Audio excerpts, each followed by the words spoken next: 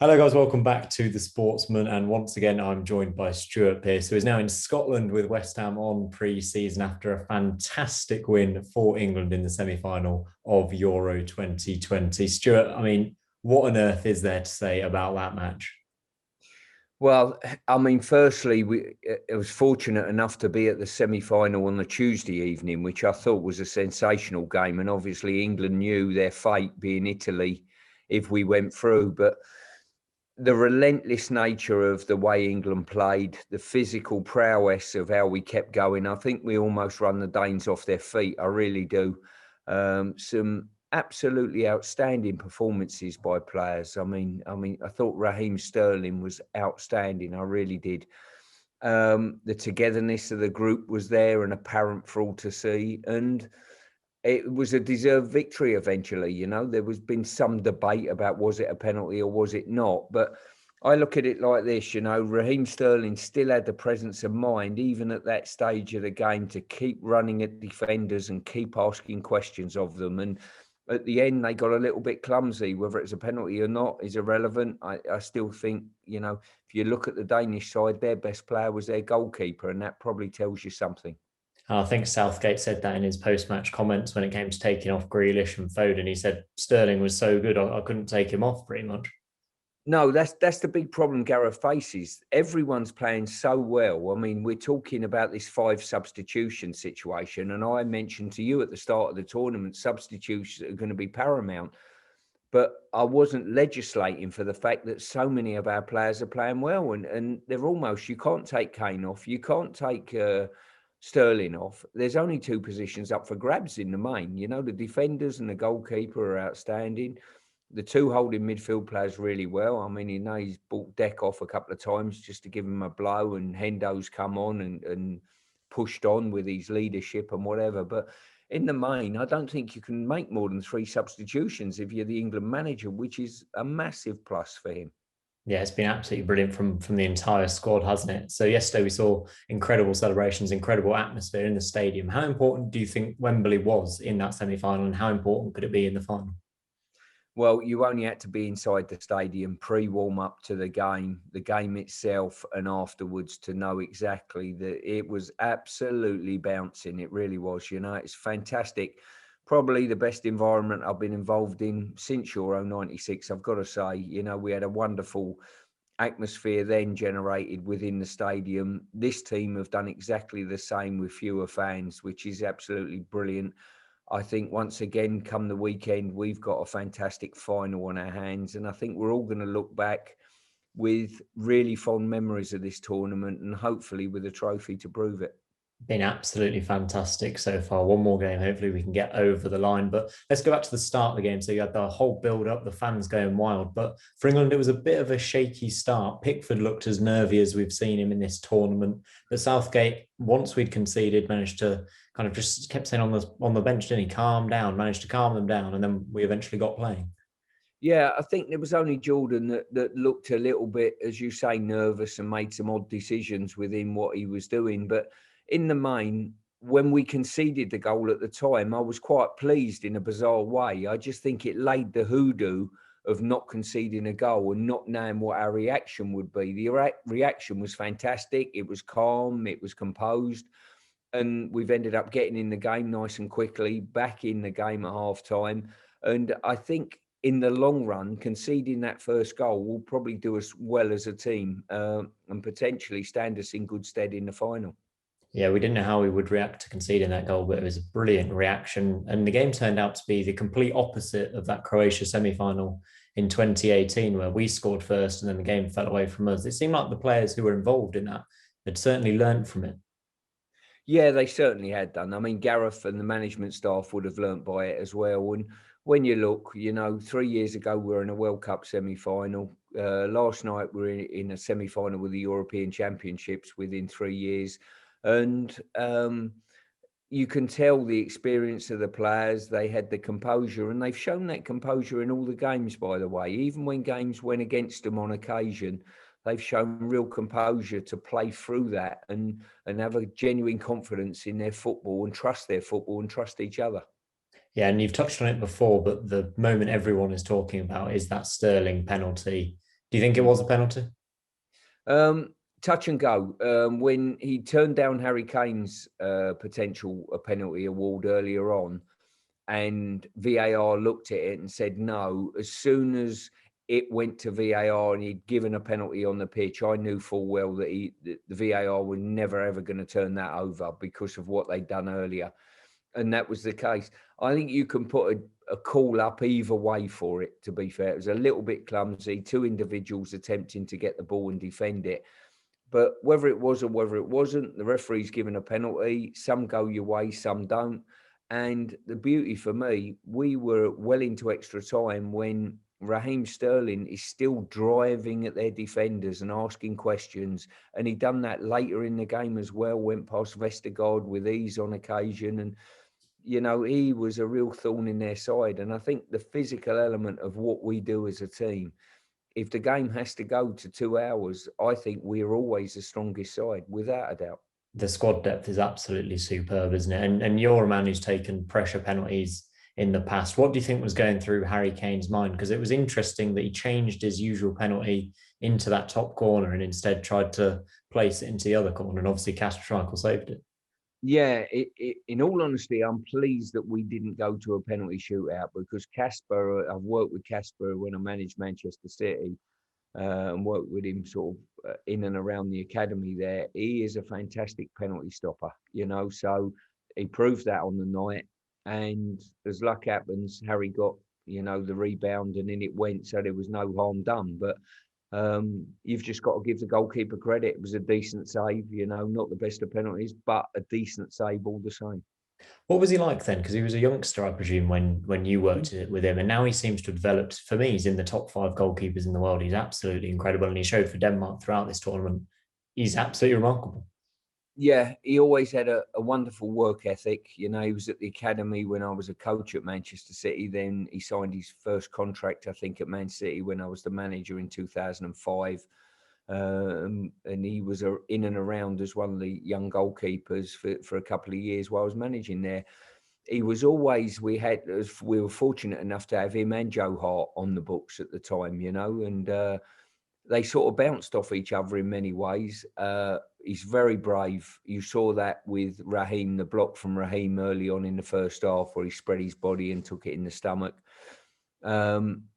Really, really hard working, loves his profession, would stay out on the training pitch, and just matured nicely as a goalkeeper. In the early days, there was question marks about would he be good enough dealing with crosses because he hadn't grown as such. But his distribution's wonderful, his shot stopping and his bravery and his penalty saving as well. So he's a real credit and probably been arguably the best goalkeeper in the tournament. Yeah, I think so as well. He's a weird one with Kasper, isn't it? Because his dad obviously was such a great keeper, and growing up, there must have been huge pressure on his shoulders. Did he discuss that at all? Did you talk about his dad with him? Obviously, you were at Man City. He's a Man United legend, really. Yeah, well, he always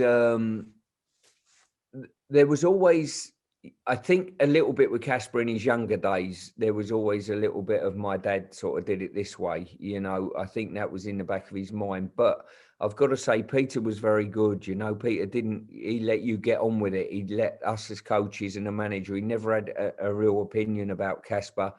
And credit to him, he sort of took a back seat and said, look, you know, you manage him, you coach him, sort of put him out on loan where you see fit, that type of thing. And I think that was a really good idea. Rather than be a hands-on father, he just let Kasper sort of thrive on his own and become his own man. And that's certainly what he done. Yeah, absolutely brilliant. This is England's first win in extra time at a tournament since 1990, where you were playing, of course. It really shows the depth of the squad. But what I want to touch on here is, for me, the most pleasing 5 minutes of the entire game was the last 5 minutes where the clock was running down and we kept the ball better than I've ever seen us keep it. And it was something that you'd usually see the Spanish or even the Italians do when they're winning a tournament. Yeah, wonderful composure showed by the team. This is the evolution of the team. This is where they trust each other with the ball and game understanding as well come into it big time. Too many times at tournaments, and I include my generation of players, think getting it out the defensive line and up the pitch as far as possible is the best way to win games at that stage. I think the boys last night proved that was exactly the right thing to do. Keep possession of the ball, be patient, run the clock down. And it was, in the end, the Olays were going around the stadium, and credit to them. Absolutely amazing. And now we have a final against Italy to look forward to. What an occasion this should be. Well, I think that was the game we were all looking for at the start of the week. I couldn't believe how well the Spanish played. I thought they were the better side in that semi-final, but the Italians found a way in a brilliant tactical matchup between the two teams. I think if England are under any disillusions about how difficult this game is going to be, come Tuesday night after watching Spain versus Italy, they'll realise the magnitude of the task still in hand. But once again, I mean, we've said it on this journey, we're in a fantastic place. No injuries to mention, a fully fit squad, and everyone vying for a place in the team. The feel-good factor's great. The country are right behind the team, and we just hope that on Sunday they'll deliver another performance like they have done of composure, common sense, high energy, and good talented football. And a final, of course, is nothing like any of us have really experienced before, unless you're around in 1966. What must England do to kind of stay calm? Is it just down to Southgate doing his thing? More of the same, to be honest with you. They've, we've on this journey, this micro journey of a tournament, and bear in mind, if you want to bolt on the World Cup semi-final 3 years ago, all of these experiences have built up to see us so far playing 6 matches, and there's been absolutely no nerves whatsoever in the group. Sometimes we found it difficult in games. Sometimes we bossed games and it's been very composed. But the one thing they've done, they've had a real confidence with the football. When it hasn't gone their way, they've managed to wrestle momentum back off the opposition, and they've just showed a maturity as a group of players and in each other to suggest to me, I don't think there'll be any nerves on Sunday. I think this group of players are almost nerveless. And Italy were definitely the standout team in the group stages. They've beaten Spain and Belgium in the knockouts to get this far. What have you made of them so far? Well, high energy, extremely well organised as a team. They press brilliantly as a group. They don't let you settle on the ball, and their counter-attack threat is there for all to see. They've got 2 of the most experienced central defenders in the business that are very difficult to break down. And they're going to be a real tough nut to crack. If I was put my hand on my heart and said, who have the best team consistently been over this tournament, and I had a choice between England and Italy, I would probably say Italy slightly more than we have. But that's no disrespect to us, because I think we've been near enough faultless in what we've done. I just think the Italians have been absolutely outstanding from day one. And we've had a question mark against Austria from the Italians slightly.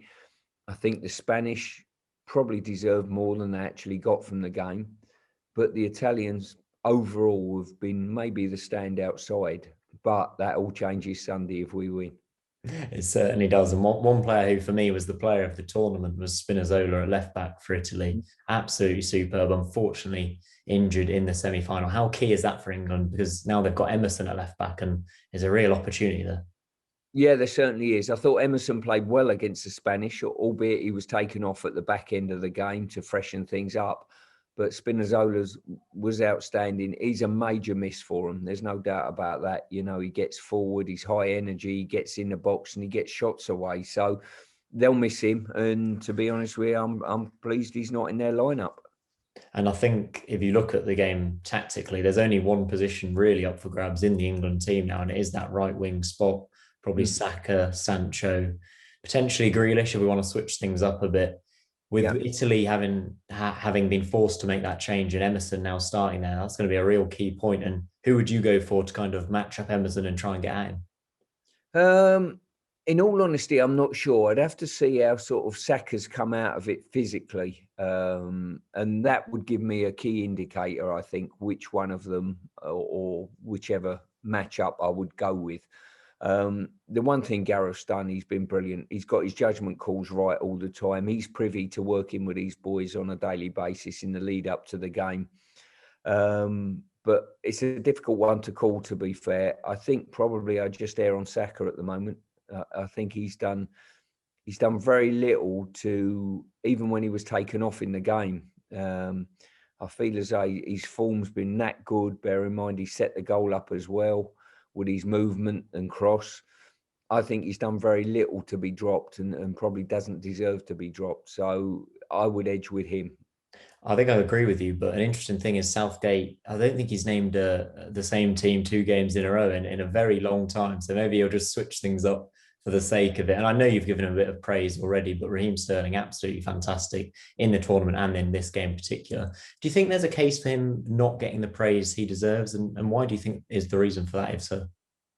I mean, in commentary yesterday, working at the stadium, I thought that he absolutely led from the front. He was our best player by far. I think now this is a ridiculously over-exaggerated statement, but he's almost carried the team. And the team have been fantastic. Don't get me wrong. But every game he's wanted the ball. He started the game brilliantly. He's run at the opposition early on. He's been full of energy at the end of the game. He has been, in my opinion, England's best player by far in this tournament. And he deserves all the credit he gets. I mean, he scored 3 goals. He was in at the back post when Kerr ended up putting it in his own goal. If he didn't, Raheem's got his 4th goal of the tournament. The importance of him to this team has been absolutely incredible. And I'd go so far as to say that if he wasn't in the team, I'm not sure we'd be in the final now. Yeah, absolutely massive for England. And you've worked with Southgate closely, obviously, in '96 and things like that. Take us inside his mind over the next few days in the build up to this game. You've said more of the same, but is that all it is to it? It's recovery. We're going into our 7th game in a short space of time. So it's recovery for the players. It's a relaxed mode, I think. I think he'll take some of the heat out of the game. The players know how important the game is. You don't have to build that up anymore. They've already smashed through the glass ceiling. We've never been to a European Championships before. They've already delivered a final which has not happened for 55 years, which in itself is absolutely incredible. And bear in mind, there's been some very good England players in the past that have tried to. And he'll just sense the mood, and just relax everyone. And him and Steve Holland are the most relaxed people in the stadium. They really are, in the heat of battle. And that emulates to his team as well. The team are relaxed and played in a relaxed manner. There's no danger of him overthinking things, is there, ahead of this final? It's the biggest game any of us have ever seen in our lifetimes, probably. Yeah, no, I don't think so. I think his tactical approach for all 6 games has been spot on. He's changed formations when he's had to. He's got his substitutions right. I don't think he's got one wrong as yet, and we're all fantastic managers in hindsight. He hasn't got that privy of hindsight, he has to do it there and then. And he's been brilliant. He's backed his judgment call, and he's not been popularist with some of the selections. We all know that there's probably a clamour out there for Grealish and Foden to play more football, and rightly so. They've played extremely well, but for the balance of the team, he saw fit to go elsewhere. So, and he knows them better than all of us. For sure. And these players, you touched on it there, have now done something that several generations, talented generations before them, have failed to do so. What would be your message to them ahead of this final? Well, I think already they've made a lot of people inside the game and outside the game in England very, very proud of what they've achieved. I think we've got a group we're looking at a team that are actually exactly that. They are a team. They care for each other. They play for each other. They're united. It was fantastic to see the celebrations on the side of the pitch at the end of the game with all of the staff, and I always look out for certain individuals that have been at the FA for a number of years. The analysis department have got a couple of individuals there that were there when I was inside, and they've all played their part in a massive team effort. And I would just say, really, use that togetherness. You've got the backing of all of us, and go on and deliver a trophy. And whichever way it falls, you still have our support. Yeah, I think the fact we've come through that semi-final means even if we do lose the final, it's been an absolute success and a joyous tournament to watch. And Stuart, you know how we like to finish these videos. We want to get your score prediction for the biggest game of the lot, England versus Italy in the Euro 2020 final. Right, I think it's going to be a 2-1 victory for England, but I think we're into extra time again. I would absolutely love it. It would be incredible. Do you think we'd get another psycho celebration, like we did in 96 if we win the final? You'll get one from Gareth. I've seen him playing at his celebrations a little bit. I think Gareth will deliver that and more if he ends up being triumphant with England.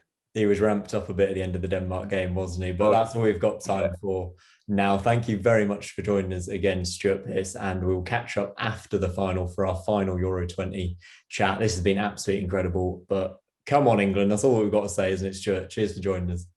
Exactly that. Come on, get behind the team. Let's go.